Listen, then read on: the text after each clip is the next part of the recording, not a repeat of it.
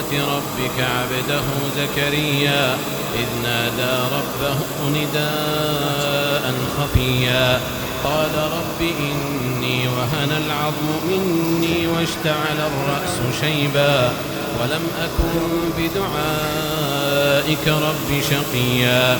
وإني خفت الموالي من ورائي وكانت امرأتي عاقرا فهب لي من لدنك وليا يرثني ويرث من آل يعقوب واجعله